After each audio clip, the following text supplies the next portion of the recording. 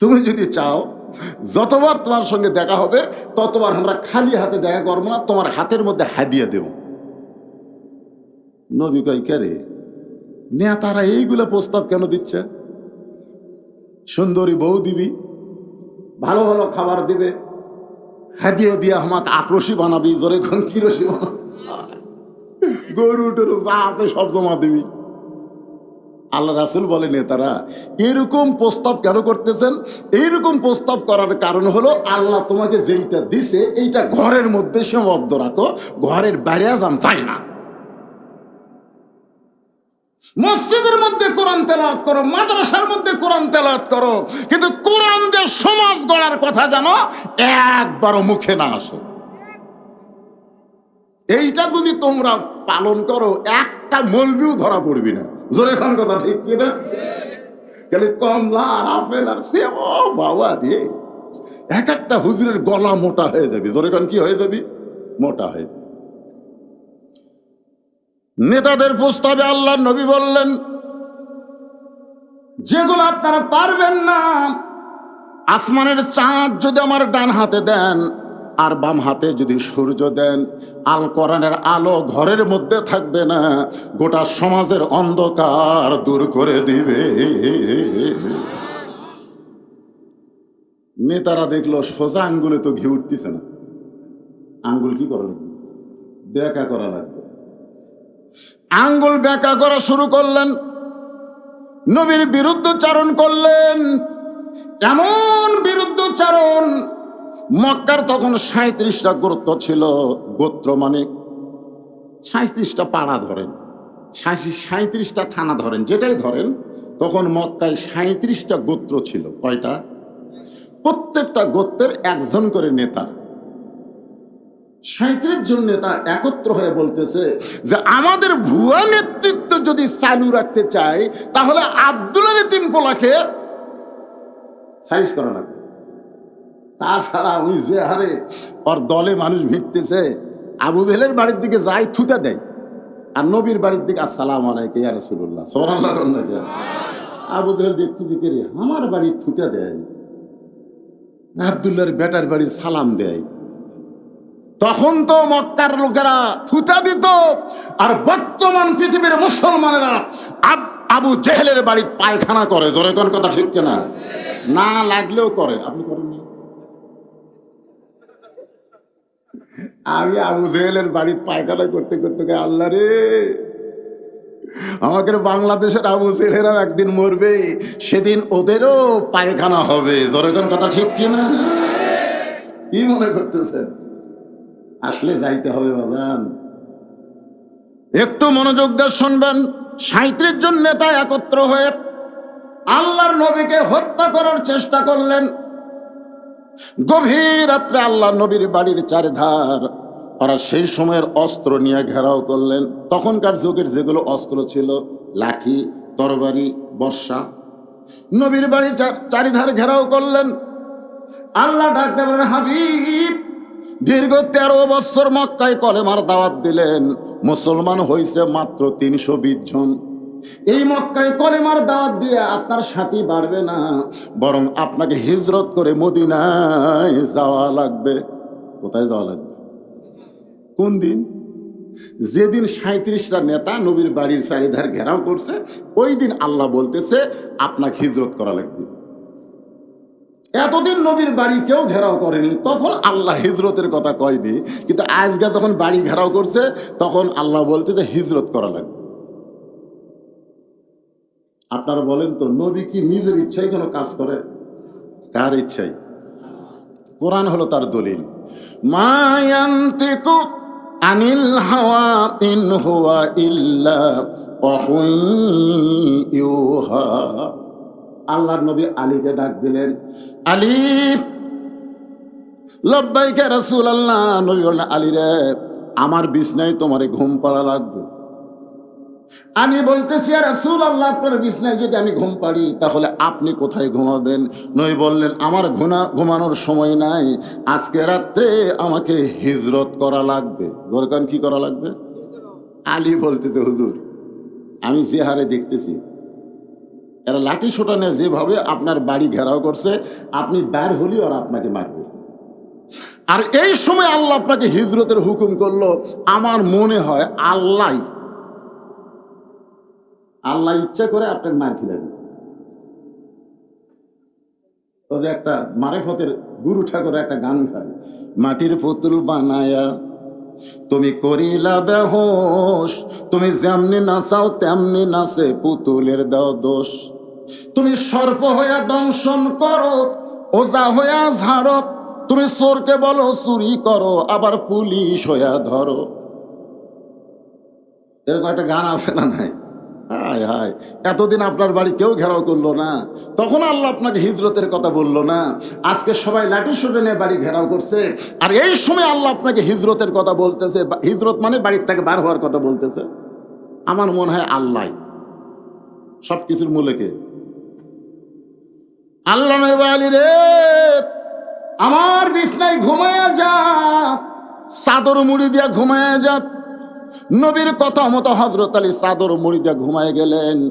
এমন সময় আল্লাহ নবী দরজা খুলে বের হয়ে দেখে প্রত্যেকটা নেতারা খালি দরজার দিকে তাকায় আছে। রাসূল বলে, আল্লাহ যেভাবে এরা তাকায় আছে আমি করব কি? আল্লাহ বললেন, আপনাকে একটা অস্ত্র দিয়েছি, যে অস্ত্রের নাম হলো আল্লাহর কোরআন। সেখান থেকে 3টা আয়াত, কোন 3টা আয়াত পরে আমি বলতেছি। 3টা আয়াত পাঠ করে এক মুষ্টি বালুর মধ্যে ফুঁক দেন, সেই বালু আপনি ছিটায় দেন। এখনো কাফের বেঈমান মনে করেন ইহুদিরা বাইতুল মুকাদ্দাস ধ্বংস করতে আইছে, ওই 3টা আয়াত পাঠ করে বালুতে ফুঁক দিয়ে যদি ছিটা দেওয়া হয়, প্রত্যেকটা ইহুদির চোখের মধ্যে বালু পড়বে, একটা গুলিও মুসলমানকে লাগবে না। ধরে কোন কথা ঠিক কি না? কারণ মুসলমানের কোরআনের উপরে সে অগাধ বিশ্বাস নাই। নবী 3টা আয়াত পাঠ করে বালুর মধ্যে ফুঁক দিয়া বালু উড়ায় দিলেন। আমার আল্লাহ তাআলা ওই এক মুষ্টি বালু ভাগ করে 37টা নেতার চোখের মধ্যে ঢুকায় দিলেন। এখন চোখের মধ্যে যদি বালু যায়, তাহলে হাতে লাঠি থাকে, তরবারি থাকে, বর্ষা থাকে, সব ফেলে দিয়ে। রাসূল ভাই, আল্লাহ কি সুযোগ! ওরকে লাঠি দিয়ে ওরকে পাশাতে বেড়ান যাবি। তোর এখন কথা ঠিক না? কারণ এরা চোখ ডলতেছে, লাঠির খেল নেই। আল্লাহ বললেন, আজগা বাড়ান লাগবে না, আজগাকে যে হুকুম করছে আপনি সেইটা আমল করেন, জাগা মতো বাড়ি হবে, জাগা মতো। ধরে কারণ কি মতো? আপনারা কি মনে করছেন যে 37টা নেতা নবীর বাড়ি ঘেরাও করছে, ওই 37 জনের সাথে আরো 33 জন, 70 জনকে আল্লাহ বদরের যুদ্ধে শেষ করে দিয়েছে। ধরে কোন কথা ঠিক না? আপনারা কি মনে করেন আল্লাহর মার নাই? হ্যাঁ, সবাই যখন চোখ ডলতেছে, এমন সময় আল্লাহর নবী চুপি চুপি আবু বকরের বাড়ির দরজায় আস্তে করে ডাক দিলেন, আবু বকর। সঙ্গে সঙ্গী দরজা খুলে গেছে। নবী চমকে গিয়ে বলে, আবু বকর, এই গভীর রাত্রে তোমার বাড়িতে আসতেছি, তুমি কি আগেই জানো? আবু বকর বলে, ইয়া রাসূলুল্লাহ, ওই যে 6 মাস আগে আপনি বলেছিলেন একদিন গভীর রাত্রে মক্কা থেকে মদিনায় হিজরত করা লাগবে, আমাকে সঙ্গে করে আপনি মদিনায় যাবেন। সেদিন থেকে আজ পর্যন্ত কোনো রাত্রেবেলা ঘুমাইনি, বরং সারা রাত আমি দরজার কাছে দাঁড়িয়ে থাকি। আল্লাহ নবী আবু বকরকে বুকের মধ্যে নিয়ে বললেন, মাবুদ, যে আবু বকর মাসের পর মাস না ঘুমায় আমি নবী আসার অপেক্ষায় দরজায় দাঁড়িয়ে থাকে, সে আবু বকরকে কি পুরস্কার আপনি দিবেন? আল্লাহ বলে, হাবিব রে, আল্লাহর পরে নবী, আর নবীর পরে হলো আবু বকর। আল্লাহর পরে কে? আর নবীর পরে আবু বকর। আল্লাহ নবী বললেন, চলো যাই। সঙ্গে সঙ্গে আবু বকর রওনা দিলেন। রাসূল বলে, আবু বকর কোথায় যাব? তুমি কি একটাবার বাড়ির মধ্যে ঢুকবা না? তোমার বিবি বাচ্চার কথা কি তুমি একবার মনে করো না? আবু বকর বলে, রাসূলুল্লাহ, আপনি ছাড়া আমার অন্য কোনো সাথী নাই। জোরে কোন সুবহানাল্লাহ। মক্কা থেকে মদিনা হলো উত্তর দিকে। যারা হজ করেছেন তারা জানেন মক্কা থেকে মদিনা হলো উত্তর দিকে। জোরে কোন দিকে? আর আল্লাহর নবী রওনা দিলেন পূর্ব দিকে। আবু বকর বলে, হুজুর আপনি মনে হয় রাস্তা ভুল করতেছেন, কারণ মক্কা থেকে মদিনায় হিজরত করার হুকুম দিছে, সেই মদিনা উত্তর দিকে না গিয়ে আপনি পূর্ব দিকে কেন যাচ্ছেন? রাসূল বলে, আবু বকর ওই যে একটা পাহাড় দেখতেছো, ওই পাহাড়ের মাথায় আমাদেরকে ওঠা লাগবে। ওই পাহাড়ের মাথায় একটা গর্ত আছে, সেই গর্তের মধ্যে আত্মগোপন করা লাগবে। আবু বকর বলে, রাসূলুল্লাহ কার ভয়ে আত্মগোপন করবেন? রাসূল বলে, কারো ভয়ে না, ওই গর্তের মধ্যে আত্মগোপন করা হলো আল্লাহর হুকুম। কার হুকুম? আল্লাহর হুকুম। জয়পুরহাট থেকে আমার একজন বলতে, হুজুর কেমন আছেন? যেরকম আপনারা বললেন কেমন আছেন, আমি বললাম আলহামদুলিল্লাহ। আমি বললাম, ভাই আপনি কেমন আছেন? তাই নাউজুবিল্লাহ। তুই নাউজুবিল্লাহ কেন ভাই? বলে, হুজুর আমি মসজিদের মুয়াজ্জিন, তো আযান দিচ্ছি, আকামত দিচ্ছি, কিন্তু ইমাম নেই। আমি বলি, ইমাম নাই কেন? বলে, ইমামকে পুলিশ খুঁজতেছে। ইমাম পুলিশের ভয়ে কোথায় যে লুকাছে, আমরা আর ইমামই পাচ্ছি না। আমি বললাম, তোমাদের গ্রামের সবচাইতে খারাপ মানুষ কি ইমাম? বলো, হুজুর মুখ সাবধান করে বলবেন, আমাদের 7 পাড়ার মধ্যে ইমামের চাইতে ভালো মানুষ কেউ নেই। তাহলে পুলিশ খোঁজে কেন? চোর ডাকাত বাদ দেয়, হুজুরকে খোঁজে কেন? এগুলো জানা লাগবে। 2 দিন পর আমাকে বলতেছে, হুজুর ইমামের মারাত্মক দোষ আছে। এগুলো কি দোষ? সুদ খায়, নাউজুবিল্লাহ হুজুর। ঘুষ খায়, নাউজুবিল্লাহ হুজুর। এই তাহলে দোষ কি? হুজুর ইমামের মারাত্মক দোষ হলো, ইমাম বিশ্বাস করে শুধু মসজিদ আল্লাহর ঘর না, গোটা বাংলাদেশ আল্লাহ। আপনার বলেন তো, ইমামের বিশ্বাসে কি কমতি আছে? ইমাম বিশ্বাস করে শুধু মসজিদ আল্লাহর না, গোটা বাংলাদেশ আল্লাহর। শুধু মসজিদ ভালো রাখলে হবে না, গোটা বাংলাদেশ ভালো করা লাগবে। আর গোটা বাংলাদেশ ভালো করতে গেলে মানুষের দল করা যাবে না, আল্লাহর কোরআনের দল করা লাগবে। জোরে কোন কথা ঠিক কিনা? ইমাম কোরআনের দল করে, এই খবর কে যেন থানার দিছে, তখন থেকে পুলিশ ইমামকে খুঁজতেছে, ইমাম লুকে আছে। আমি কইলাম আলহামদুলিল্লাহ। মুয়াজ্জিন কয়, হুজুর ইমাম লুকে আছে, আপনি আলহামদুলিল্লাহ বলেন? আমি বললাম, আলহামদুলিল্লাহ বলার কারণ হলো ইমাম গারে সুরের সুন্নত আদায় করতেছে। জোরে কোন কথা ঠিক কি না? আজকে যারা নবীর দল করবেন, মাঝে মধ্যে 3 তলা বাড়ি থুয়ে বাঁশার আলুর বাগড়ের মধ্যে লুকা থাকা লাগবে। জোরে কোন কথা ঠিক কি না? এই লুকা থাকা হলো কার সুন্নত? এ কথা কন না কেন? কার সুন্নত? নবীর সুন্নত। আজকে সেই সুন্নত পালন করছে। হুজুর আমার কোনো টেনশন নাই, আমি সারাদিন ঘুরি, সারা ঘুরাই। তুই যে শয়তানের দল করিস, তোর টেনশন করতে থাকবি। আল্লাহর দল করো। নবীরে যদি গাড়ির সুরের মধ্যে আত্মগোপন করতে হয়, তুমি নবীর উম্মত, তোমাকে আত্মগোপন করতে হবে। জোরে কোন কথা ঠিক কিনা? 3 তলা বাড়ির তোষকের উপর ল্যাব দাওয়াত দিয়ে থাকা আর বেশি বেশি দরুদ পড়ো। কেমনে যাবো মদিনায়? মুসলমান পরিচয় দিবার পারবা, কিন্তু মরার সময় মুসলমান হয়ে মরা কঠিন হবে। জোরে কোন কথা ঠিক কিনা? গারে সুরের মধ্যে আবু বকর আল্লাহর নবী। রাত শেষ হয়ে গেল। 37 জন নেতা আবু জেহেলকে বলতেছে, নেতা যেভাবে পহরা দিলাম, মুসলমানের নবী তো বাড়ি থেকে বের হবার পারে নাই, এখন আমরা কি করব? আবু জেহেল বলতেছে, একত্র হয়েছি 37 জন, আর হয়তো একত্র হওয়ার সুযোগ পাওয়া যাবে না। আজকে দরজা ভাঙ্গা ঘরের ভিতর থেকে বের করে তাকে হত্যা করা হবে। আবু জেহেলের কথা মতো 37 জন নেতা আল্লাহর নবীর ঘরের দরজা ভাঙ্গা ঘরের মধ্যে ঢুইকে দেখে ওরে তা মানে চাদর দিয়া ঘুম পাড়তিছে।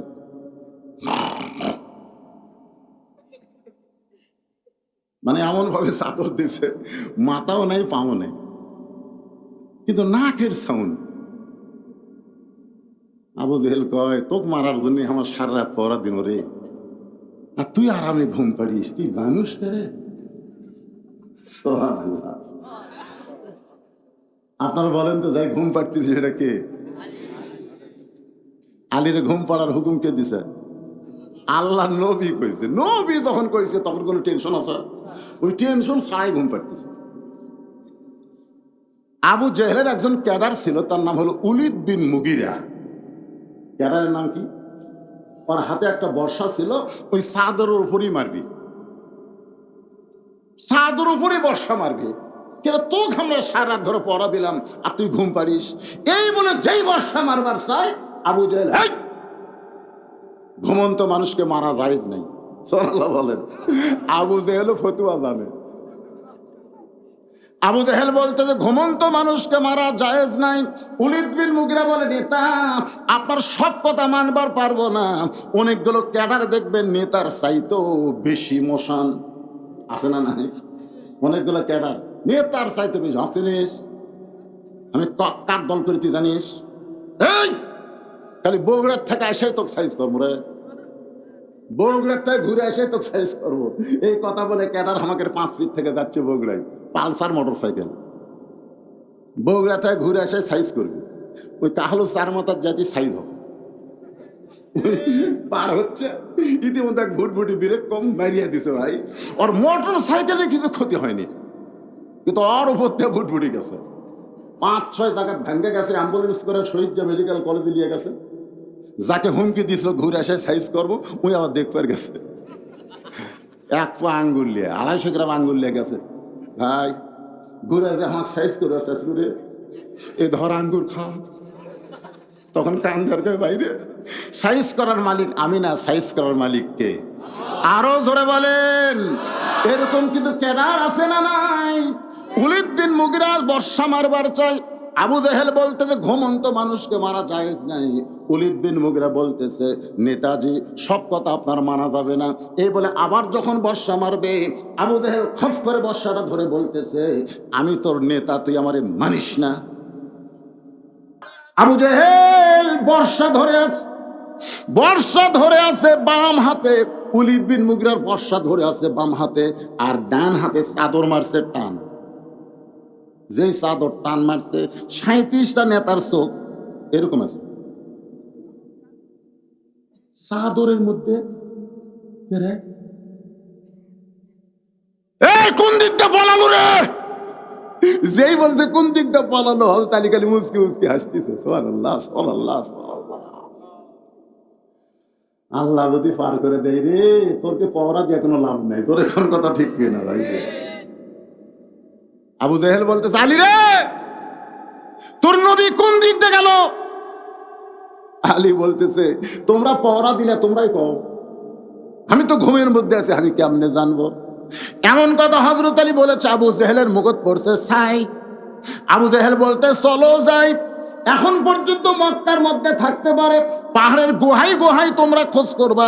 আমি গাড়ি সুরের মধ্যে গেলাম, ওইখানে গিয়া দেখি মাত্র 150 মিটার। ধরে বলেন কত মিটার? 150 মিটার গুহা পর্যন্ত আবু জেহেলের গ্রুপরা গেছিল। আবু বকর বলে ইয়া রাসূলুল্লাহ, ওই যে আবু জেহেল গ্রুপের পায়ের শব্দ শোনা যায়, হুজুর গো এরা যদি দেখতে দেখতে আমাদের গর্তে চলে আসে। আল্লাহ বলে আবু বকর তুমি আর আমি না, আমাদের সঙ্গে আল্লাহ আছে। যা করার কে করবে? আরো জোরে বলেন যা করার কে করবে? আল্লাহ কেমনে করছে এটা আপনাদের কোরআন থেকে আপনাদের বুঝাই দেব। সূরা নসর একটাবার যারা পারেন আমার সঙ্গে পড়েন। ইজা যা পড়েন, ইজা যা আনাসরুল্লাহি ওয়াল ফাত ওয়া রাআইতান নাস ইয়াদখুলুনা ফি দীনিল্লাহি আফওয়াজা ফাসাব্বিহ বিহামদি রাব্বিকা ওয়াস্তাগফির ইন্নাহু কানা তাওয়াবা। আল্লাহু আকবার, আল্লাহু আকবার। চলো যাই পাহাড়ের গুহার মধ্যে খুঁজি। 37 জন নেতা যখন যাবার চায়, এমন সময় আলী, হযরত আলী গাও ঝাড়ি দিয়ে, এই খুব খেয়াল করো যুবকেরা, এরকম বুড়ে আঙ্গুল আমার দিকে দেখো।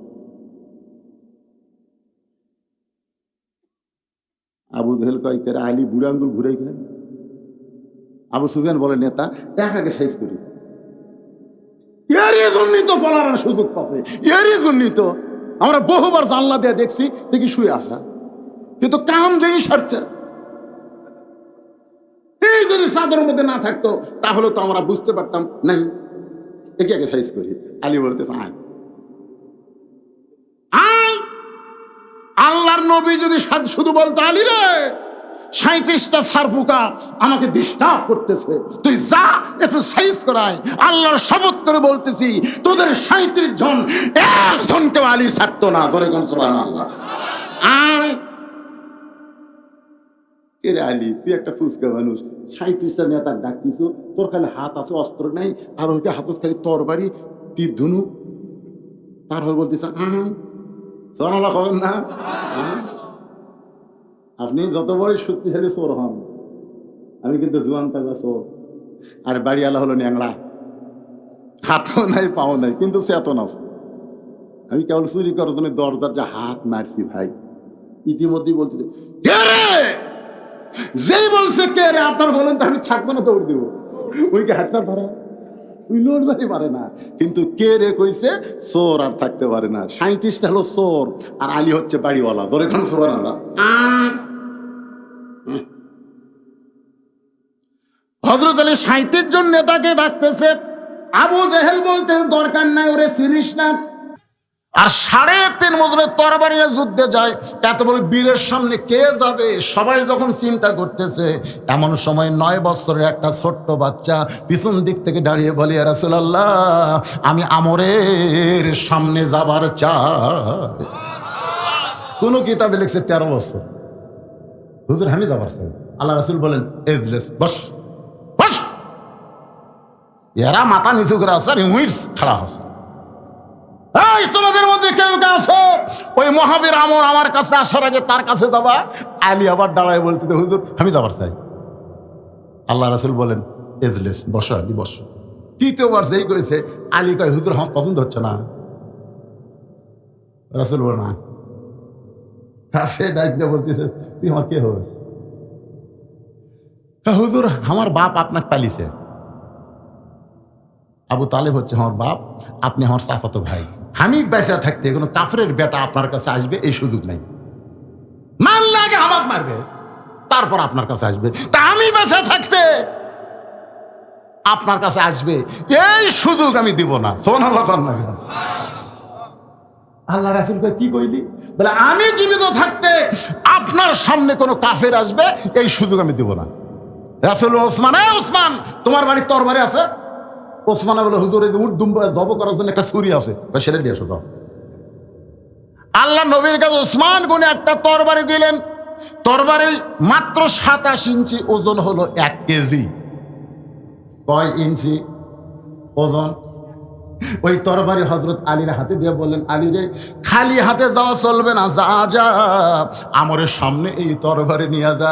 হযরত আলী সঙ্গে সঙ্গে মারছে দৌড়। 27 ইঞ্চি একটা তরবারি নিয়ে দৌড়ায়। পিছন দিক থেকে রাসূল ডাকে আর বলে, আলী রে, তোর যাবার কইছে কিন্তু দৌড়াস কেন? আলী বলতেছে, রাসূলুল্লাহ, ওই মহাবীর আমর আপনার পবিত্র চেহারা দেখার আগে আমি আলী ওরে জাহান্নামে পাঠাবার চাই।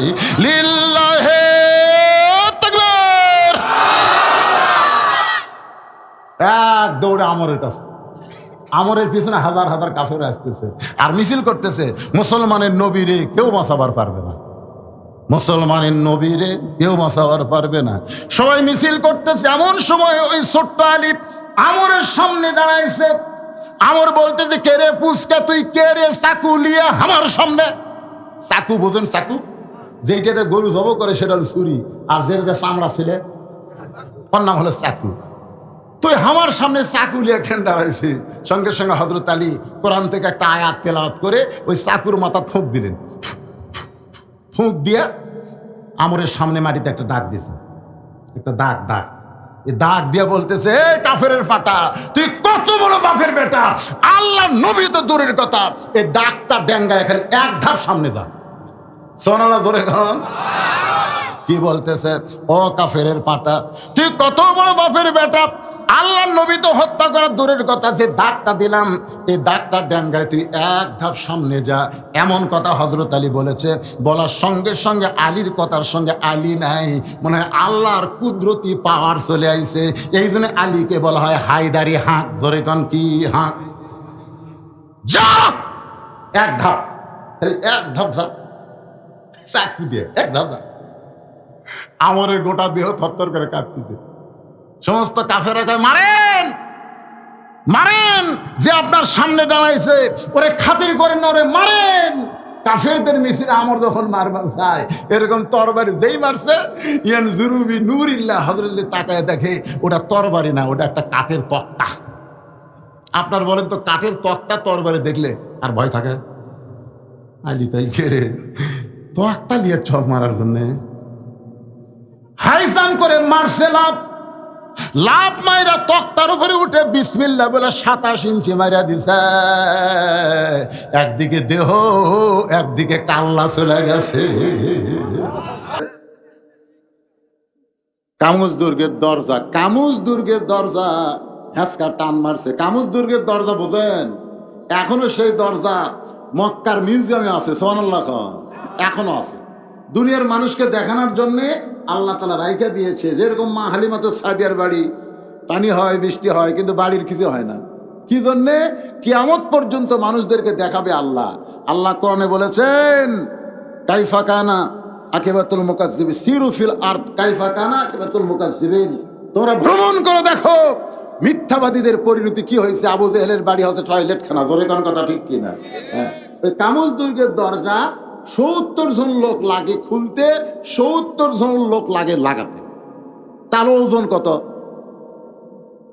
সেই দরজা হযরত আলী হ্যাঁচকা টান মারছে, হাতের মধ্যে ঢাল হয়ে গেছে, ঢাল হয়ে গেছে। দরজা নিয়ে যখন জিহাদের ময়দানে সব কাফের পলায় গেছে। ওরে বাবারে, এটা মানুষ না।